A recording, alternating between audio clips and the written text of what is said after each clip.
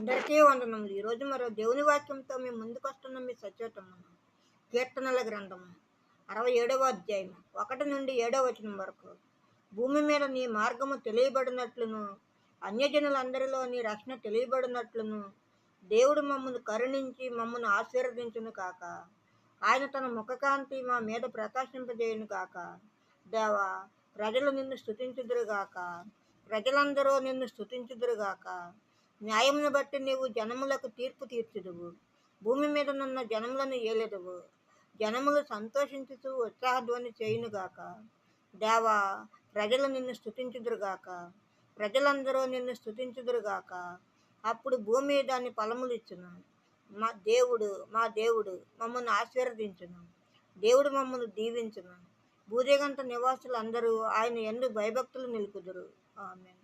మరో దేవుని వాక్యంతో రేపు ముందు ఉంటాను. అందరికీ శుభరాత్రి.